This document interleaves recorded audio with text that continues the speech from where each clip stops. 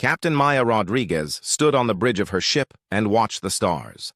The UES Thunderstrike moved through space like a hunter in the dark. Maya had been a ship captain for 10 years, but she still loved the quiet moments between missions. Her crew worked around her, and the soft hum of the engines made her feel safe. The communication officer turned to her with worry on her face. "Captain, we have a signal coming in from Calendra Prime Station. It sounds bad." Maya walked over to listen. The voice that came through the speakers was shaking with fear. Static filled most of the words, but she could hear enough to know something. Terrible was happening. The person speaking was a woman with a strange accent that Maya had never heard before. "This is Calendra Prime calling any ship that can hear us. We are under attack by unknown vessels. They are not like anything we have seen before. Our weapons cannot touch them. They phase through our shields like they are made of air. Please help us. We have families here, children. Please, someone help us." The signal went quiet, and Maya felt a cold fear in her stomach. Calendra Prime was a trading station 3 days away from their current position. It was supposed to be in neutral space where no one would attack it. The station was home to many different species who lived and worked. Together in peace, Maya turned to her navigation officer. "Lisa, set course for Calendra Prime. Maximum speed." Commander Lisa Park looked at the star charts on her screen. "Captain, that will push our engines past safe limits. We might damage them." "Do it anyway. Those people need help." The ship changed direction and picked up speed. Maya could feel the engines working harder as they pushed through space toward the distant station. She tried to call Calendra Prime again, but got no answer. Only empty static came back to her. Far away on Calendra Prime Station, Lyrelay Moonwhisper crawled through a maintenance tunnel with sparks flying around her pointed ears. She was an elf, but she had chosen to work with machines instead of living, in the forests like her people usually did. Her hands moved quickly as she tried to fix the power systems that kept the station alive. The attack had started 6 hours ago. Ships had appeared out of nowhere and begun destroying everything they could reach. But these were not normal ships. They looked like they were made of shadow and metal mixed together. When the station tried to fight back, their weapons passed right through the enemy ships, like they were not really there. Lyrelay finished connecting 2 power cables, and the lights came back on in her section. She crawled out of the tunnel and ran toward the command center. The hallways were full of scared people from many different worlds. She saw humans with their round ears and worried faces. She saw Zephyrians with their crystal skin that usually glowed but now looked dim with fear.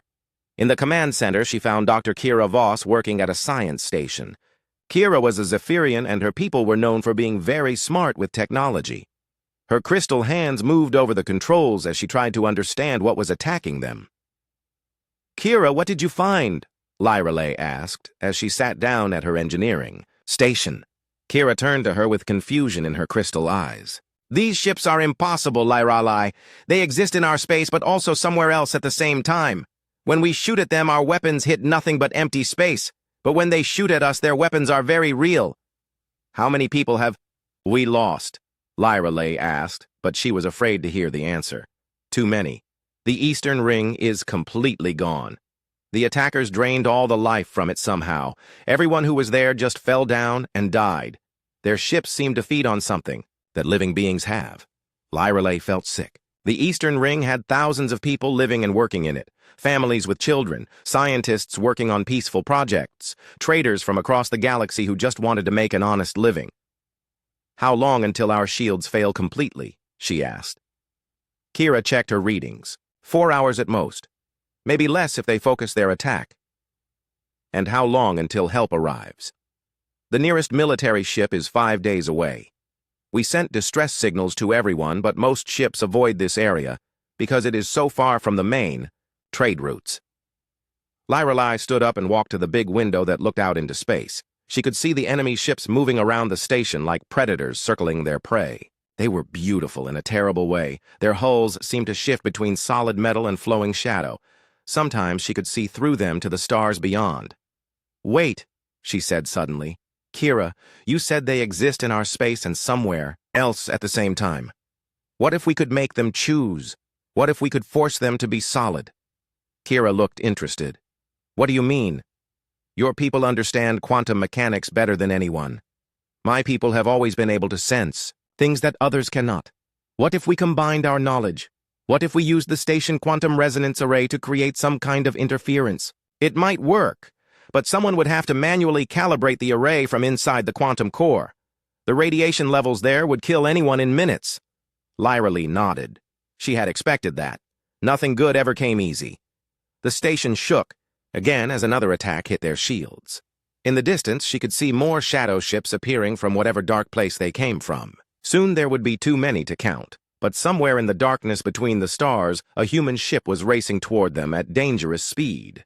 Captain Maya Rodriguez stood on her bridge and watched the timer count down. 3 days to travel. 4 hours until the station died. She would make it in time or die trying. Maya stood in her quarters looking at an old picture on the wall. It showed her grandmother, Admiral Rosa Martinez, in her military uniform. Rosa had died when Maya was young, but she had left behind many stories about wars that most people thought were just legends. Rosa used to tell Maya about the ghost wars when humanity first met enemies that could not be fought with normal weapons. Ships that existed between dimensions, creatures that fed on fear itself. Most people said these stories were just made up to scare children, but Maya had always believed they were real. Now as her ship raced through space toward Calendra Prime, Maya remembered what her grandmother had taught her. Sometimes you have to fight impossible enemies, and the only way to win is to do impossible things. The ship shook as the engines worked harder than they were designed to work. Maya could hear the stress in the metal around her. Lisa had warned her that they might lose the engines completely, but Maya did not care. People were dying, and that was the only thing that mattered. On Calendra Prime Station, Lirelai worked with Kira in the science lab. They had been working for 2 hours trying to understand how the shadow ships worked. Kira had connected sensors to monitor the quantum fields around the attacking vessels. "Look at this," Kira said, pointing to her screen. "The ship's phase shift every time someone feels strong fear. The more afraid people get, the more solid the ships become in our reality." Lirelai studied the readings. So they feed on fear, but they also need it to exist here. What happens if we give them the opposite of fear? You mean hope, or determination, or anger? Strong emotions, but positive ones instead of negative ones. Kira thought about this. It could work, but we would need a way to broadcast those emotions across the entire station. The quantum resonance array could do it, but someone would have to go into the core and manually adjust the settings. How long would that person survive in there? 10 minutes at most. The radiation would cook them from the inside. Lirelai nodded. She had expected as much, but 10 minutes might be enough if they were lucky. At that moment, Dr. Zara Okafor walked into the lab. Zara was a human scientist who had spent her whole life studying how different species could work together. She was small and quiet, but everyone on the station respected her because she had helped solve so many problems between the different groups that lived there. "I heard what you are planning," Zara said. "I want to volunteer." "Zara, no," Lirelai said. "We have not even finished the plan yet. Maybe we can find another way." "There is no other way, and you know it. I have studied the quantum core systems for 5 years. I know them better than anyone else on this station, and I am the logical choice because I do not have a family waiting for me." Kira looked sad. "Zara, we cannot ask you to die for us. You are not asking. I am offering. My whole life has been about bringing different species together. If my death can save thousands of lives from many different worlds, then it is a good death." The station shook again, and the lights flickered. The shadow ships were getting closer, and their attacks were getting stronger. Through the window, they could see more ships appearing from the darkness. Soon, there would be too many to count. Zara sat down at a computer and began studying the quantum core schematics. "How long do I have? The shields will fail in 2 hours, Lirelai said. "Maybe less. Then we start now." Meanwhile, Maya pushed her ship even harder. The engine room reported that they were running at 120% of maximum safe speed. The metal hull groaned under the stress, but held together. "Captain," Lisa said from her station, "we are getting more signals from Calendra Prime. They are very weak, but I can make out some words." Maya listened to the static-filled transmission. She could hear Lirelai's voice talking about quantum arrays and emotional broadcasts. She could hear other voices in the background, speaking in languages she did not understand, but the fear in their voices was clear. How much longer? Maya asked. 18 hours at current speed. But, Captain, the engines cannot take much more. We are already seeing stress fractures in the main drive assembly. Then we go faster. Captain, that could destroy the ship. Maya turned to look at her crew. They were all young officers who had joined the military to explore space and protect innocent people. Now they faced their first real test. She could see fear in their eyes, but also determination. Listen to me, Maya said. My grandmother once told me that humans are different from other species. When everyone else gives up, we keep fighting. When everyone else says something is impossible, we find a way to do it anyway. Today we proved that those stories are true. The crew worked harder. The engineers found ways to squeeze more power from the engines. The navigation team plotted a course that would save precious minutes. Everyone on the ship pushed themselves beyond what they thought was possible. On Calendra Prime, Zara put on a radiation suit and prepared to enter the quantum core. The suit would protect her for a few minutes, but not long enough to complete the work. She would have to finish the job with her bare hands while the radiation slowly killed her. Are you ready? Lyralai asked over the communication system. I am ready, Zara said. When I activate the array, focus all of your thoughts on hope and determination. Think about everyone we are trying to save. Think about the future we want to build where all species can live together in peace. Zara walked into the quantum core and began her work. The radiation meter started climbing immediately. Around the station, people from many different worlds joined their thoughts together. Humans thought about their families back on Earth. Elves thought about their forest homes. Zephyrians thought about their crystal cities. In space, the shadow ship suddenly became more solid. For the first time since the attack began, the station weapons were able to hit them. The enemy ship seemed confused and began to pull back slightly, but there were still too many of them, and the station was still doomed unless help arrived soon. In the quantum core, Zara worked with her dying hands to save everyone she could. In space, Maya pushed her ship beyond all limits to reach them in time. The race against death had begun. The UES Thunderstrike dropped out of hyperspace like an angry god arriving at a battlefield. Maya stood on her bridge and saw something that made her blood turn cold. 7 massive shadow ships surrounded Calendra Prime Station. Each enemy vessel was the size of a small city, and they were slowly draining the life from everything around them. My God, Lisa whispered from her navigation station. How are we supposed to fight that? Maya counted the enemy ships and calculated their firepower. Her single destroyer was completely outgunned. Any normal military officer would retreat and call for reinforcements. But Maya remembered her grandmother's stories about fighting impossible wars, and she made a different choice. All hands battle. Stations, Maya announced over the ship communication system. We are going to implement Protocol Omega. Lisa turned to stare at her captain. Ma'am, Protocol Omega is classified and highly experimental. We have never tested it in real combat. Then today we find out if it works. Protocol Omega was a secret human military doctrine that used a ship hyperspace engine as a weapon. Instead of jumping long distances, the ship would make tiny jumps appearing inside enemy vessels for just a few seconds before jumping away. It was incredibly dangerous because one mistake would destroy both ships. Maya ordered her crew to prepare for micro-jumps. The engineers worked quickly to modify the hyperspace drive while the weapons teams loaded their most powerful ammunition. Everyone knew they would probably die, but no one complained or asked to retreat. On Calendra Prime Station, Zara continued her work in the quantum core. The radiation was killing her slowly, but she refused to stop. Her hands shook as she adjusted. The quantum field generators that would broadcast positive emotions across space. Zara. How much longer? Lyralai asked through the communication system. 5 more minutes, Zara replied, though her voice was getting weaker. The array is almost ready. Around the station, people from many different species focused their thoughts on hope and determination. The elf engineers thought about the beautiful forests of their home world. The human traders thought about their children who were waiting for them to come home. The Zephyrian scientists thought about all the amazing discoveries they still wanted to make. The combined emotional energy began to affect the shadow ships.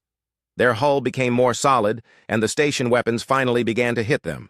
But there, were still too many enemy ships and they were too powerful. Maya watched her targeting computer calculate the first micro-jump coordinates. She would appear inside the largest shadow ship, fire everything she had, and then jump away before the enemy could respond. If she was lucky, she might survive the first attack. "Jump," Maya ordered. The thunderstrike disappeared from normal space and reappeared inside the shadow ship hull.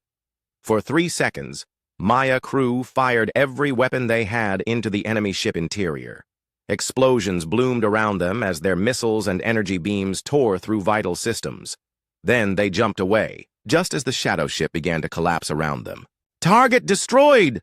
the weapons officer reported with amazement in his voice. But 6 enemy ships remained, and they were now very angry. They turned all their attention toward the small human destroyer that had dared to attack them.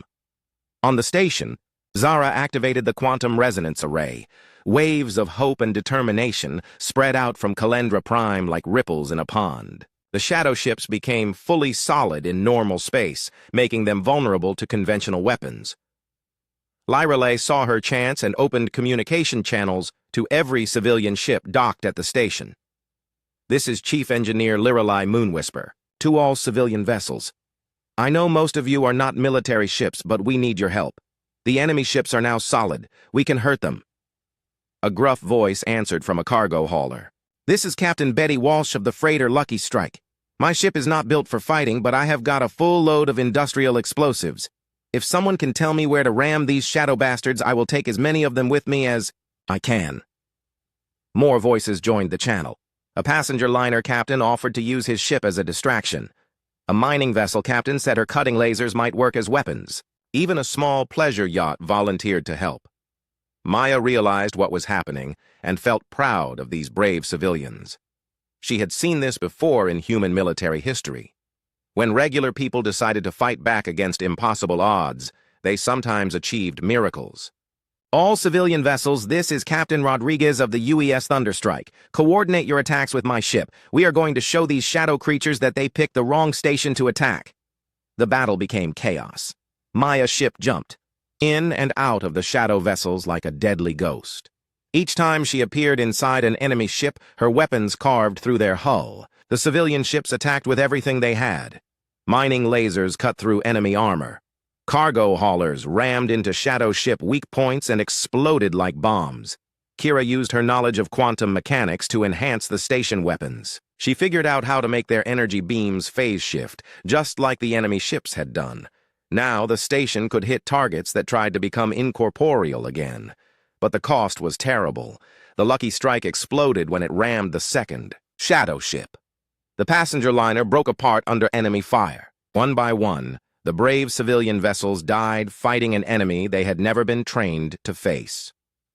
In the quantum core, Zara collapsed as the radiation finally overcame her body. But she had done her job. The emotional broadcast continued automatically, sending waves of hope and determination across the battlefield. Maya felt the enemy emotions change from confidence to confusion to fear. The shadow ships had never faced prey that fought back this hard. They had consumed 1,000 peaceful civilizations without meeting real resistance, Captain, Lisa reported. 3 enemy ships are retreating. The remaining 3 are trying to regroup. Then we finish them before they can adapt to our tactics. Maya ordered one final micro-jump into the heart of the largest remaining shadow ship. This time, she stayed longer, taking more risks to cause maximum damage. The Thunder Strike weapons fired continuously until the enemy vessel hull collapsed completely. The last 2 shadow ships tried to escape, but the civilian vessels and station weapons destroyed them before they could phase back into their hidden dimension. When the battle ended, Maya looked around at the destruction. Calendra Prime Station was badly damaged, and many good people had died. But they had won against impossible odds. On the station, Lirelai found Zara's body in the quantum core. The brave human scientist had died saving everyone else but her sacrifice, had made victory possible. Maya received a communication from the station. "Captain Rodriguez, this is Lirelai Moonwhisper. We cannot thank you enough for what you have done." "We all did it together," Maya replied. "But I think this is just the beginning. These shadow ships came from somewhere, and there are probably more of them." Maya was right. In the dark space between dimensions, a vast fleet waited for news from their advanced scouts. When that news never came, they began to prepare for a much larger invasion. The galaxy was about to learn that some enemies required more than conventional warfare to defeat. The UES Thunderstrike limped through space with half her engines dead and her hull cracked in dozen places. Maya stood in the damage control center watching her crew work to keep the ship together. They had won the battle at Calendra Prime, but the cost had been enormous. "Captain," Lisa reported from the bridge, "we have lost main power to sections 7 through 12. Life support is running on backup systems. At our current speed, it will take us 6 days to reach the nearest human colony." Maya nodded and tried not to think about all the brave people who had died in the battle. The civilian ship captains who had sacrificed themselves, the station workers, who had stayed at their posts until the end, and most of all, Zara Okafor, who had given her life to save everyone else. On Calendra Prime Station, Lyrelay worked with the surviving engineers to repair the most critical systems. The station was holding together, but barely. Entire sections had been destroyed by the shadow ships, and thousands of people were dead or missing. Kira helped coordinate the rescue efforts, using her Crystal People advanced sensors to find survivors, trapped in the wreckage. She had managed to download data from the destroyed shadow ships before they completely collapsed. What she found in that data made her very worried. "Lyrelay," Kira called from her science station. "You need to see this." Lyrelay walked over and looked at the information on Kira's screen. It showed star charts and fleet positions in a part of space that no one had ever explored. The numbers were terrifying. How many ships? Lyrelay asked, though she was afraid to. Hear the answer. Thousands. Maybe tens of thousands. The attack on our station was just a small probe to test our defenses. The real invasion fleet is still out there in dark space preparing for a much larger war. Lyrelay felt sick. They had barely survived an attack by 7 shadow ships. How could anyone fight against thousands of them? "There is more," Kira continued. "The data shows that they have been watching us for months. They know about human military bases. They know about elf homeworlds. They know about Zephyrian colonies. They are planning to attack everyone at the same time." On the Thunderstrike, Maya received the same intelligence data that Kira had discovered. She studied the enemy fleet, positions and tactical information while her ship slowly made its way toward human space. What she saw convinced her that conventional military response would not be enough. The shadow ships were too numerous and too powerful. Even if every human military vessel worked together, they could not stop an invasion of this size. The same was true for the elf fleets and the Zephyrian defense forces. But Maya began to think about something that had never been tried before in galactic history. What if all the different species worked together not just as allies, but as a true combined military force? Human tactics with elf technology and Zephyrian science all mixed together into something completely new. She called a meeting with her senior officers to discuss the idea. "The way I see it," Maya explained to her crew, "we have 3 choices. We can run and hide and hope the shadow ships never find us. We can fight them separately and lose everything. Or we can try something that has never been done before." "What did you have in mind, Captain?" Lisa asked. "A real military alliance. Not just a treaty or a trade agreement, but a complete merger of our fighting forces. Human ships with elf captains. Zephyrian weapons on human hulls. Elf magic combined with human engineering." The crew looked at each other uncertainly. Relations between the different species had always been peaceful but distant.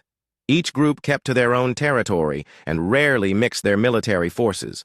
"Ma'am," the weapons officer said carefully, "the politicians back home would never approve something like that. Humans have never shared military secrets with alien species." "Then we convince them that the alternative is extinction," Maya replied. Back on Calendra Prime, Lyrelay made a similar proposal to the station council. Representatives from 12 different species listened as she explained what they had learned about the coming invasion. "The shadow ships are coming whether we are ready or not," Lyrelay told the council. "We can either face them as separate weak targets, or we can combine our strengths into something they have never encountered before." An elf council member spoke up. "You are asking us to share military secrets that we have guarded for thousands of years." I am asking you to survive, Lyrelei replied. The shadow ships have destroyed 1,000 civilizations. Every one of those civilizations probably thought their military secrets would protect them. Every one of them was wrong. A Zephyrian representative raised a crystal hand. What exactly are you proposing? A complete military integration. Human tactical doctrine combined with elf quantum technology. Zephyrian science mixed with human engineering. Ship crews with members from all our species working together. The council members talked among themselves in their various languages. Fear was clear in all their voices, but so was determination. They had all seen what the shadow ships could do. They had all lost friends and family in the attack. Finally, the elf council member spoke again. If we agree to this alliance, who would command the combined fleet? Lyrelei thought about this question. It was the most important decision they would ever make. Command structure could make or break any military alliance. I propose that Captain Maya Rodriguez of the human destroyer Thunderstrike be given overall command. She proved in the battle that she knows how to fight impossible enemies and win. Some of the alien council members looked surprised, but no one objected. They had all heard about the crazy human captain who had jumped her ship inside enemy vessels, and somehow survived. The vote was close, but the alliance was approved. Messages were sent to the homeworlds of every species represented on the station. Some governments would resist the idea, but others would see the necessity. Maya received word of the alliance decision as her damaged ship finally reached human space. She was ordered to report immediately to Admiral Claire Thompson at Fleet Headquarters on Earth. The meeting with Admiral Thompson was difficult. The Admiral listened to Maya report about the shadow ships and the proposed alliance, but her expression remained skeptical. Captain Rodriguez. Admiral Thompson said finally, "You are asking the human military to share our most classified tactical information with alien species we barely know. You are asking us to put human lives under alien command. The political implications alone could destroy careers." Admiral Maya replied, "The shadow ships are planning to destroy every living thing in this part of the galaxy. Political careers will not matter if we are all dead." Admiral Thompson stood up and walked to the window of her office. She looked out at the ships of the human fleet that were preparing for normal patrol missions.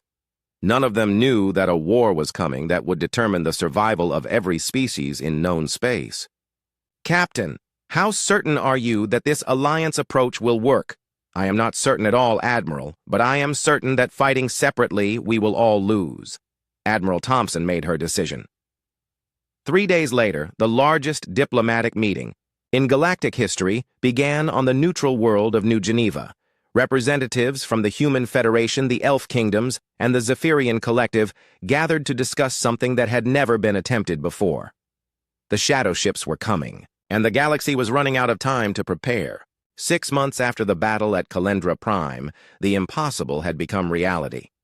Admiral Claire Thompson stood on the bridge of the massive battleship UES Unity and looked out at the largest multi-species fleet in galactic history. Human destroyers flew in formation with elf cruisers. Zephyrian science vessels shared data with human carriers. The alliance had grown beyond anyone's dreams. Maya had been promoted to Commodore and now commanded her own task force from the bridge of the new hybrid destroyer UES Defiance. The ship was built using technology from all 3 species. Human engineering provided the strong hull and powerful engines.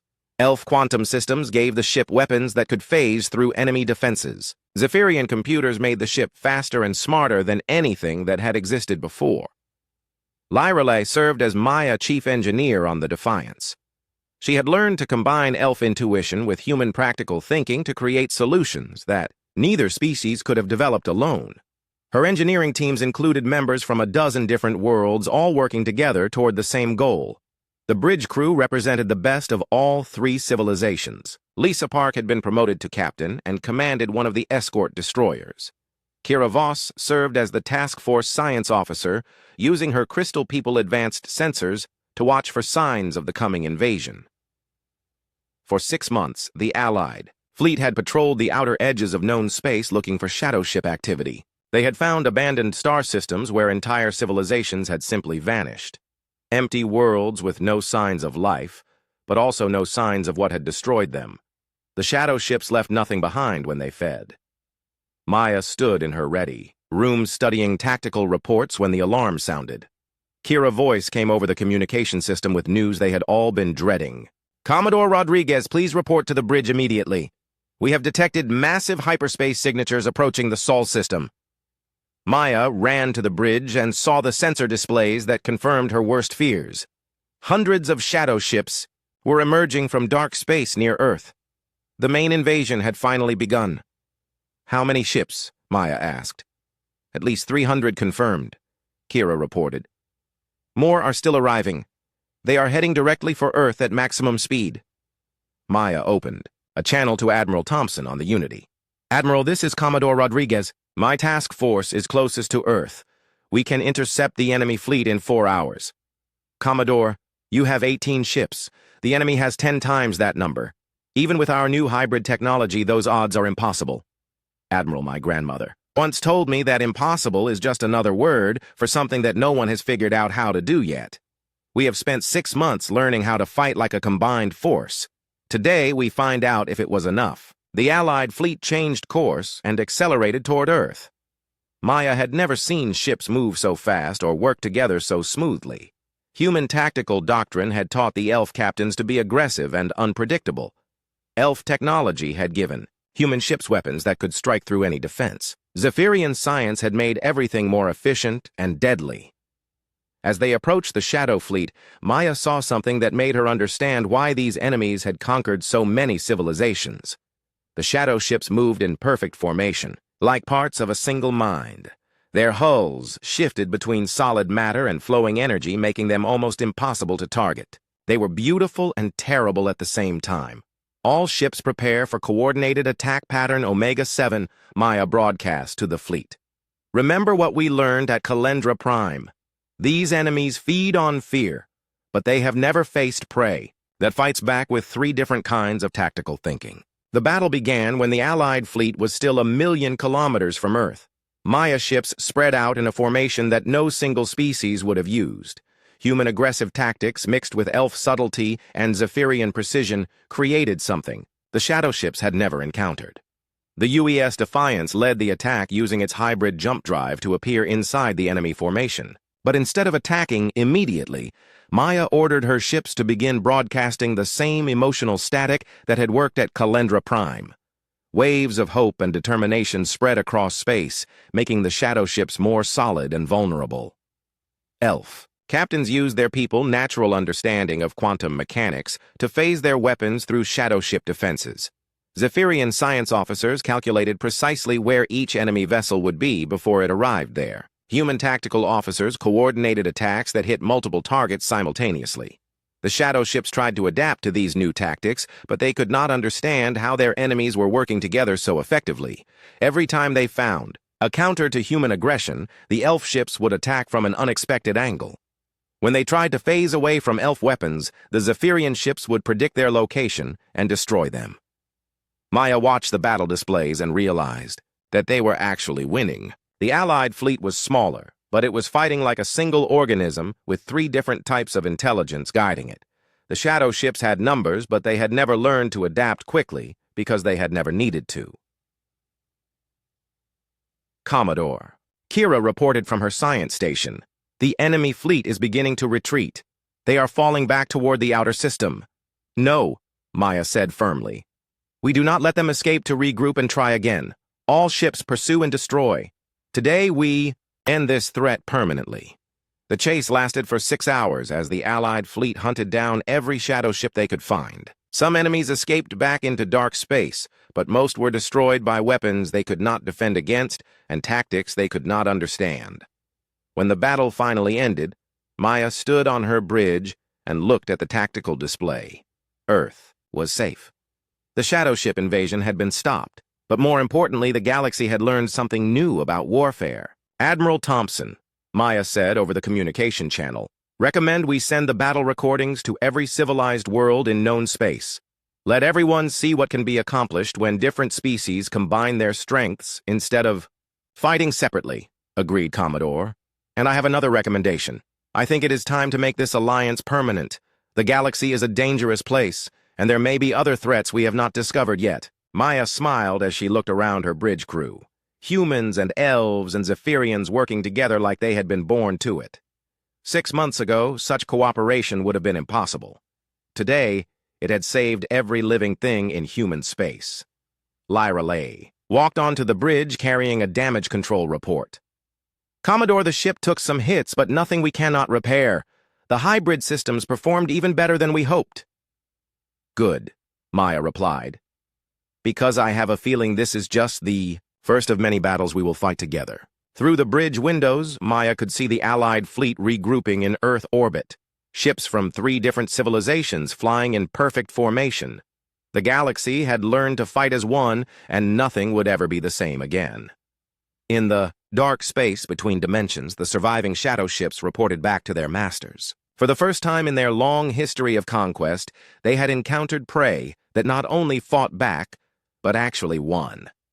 The Shadow Empire would need to develop new strategies for dealing with this unprecedented alliance. But Maya was not worried about future threats. She had learned something important from her grandmother's stories and from her own experience. When different peoples worked together, they could accomplish things that none of them could achieve alone. When humans taught others to fight the impossible, became merely difficult. The UES Defiance set course for patrol duty along the outer rim, where new threats might be waiting.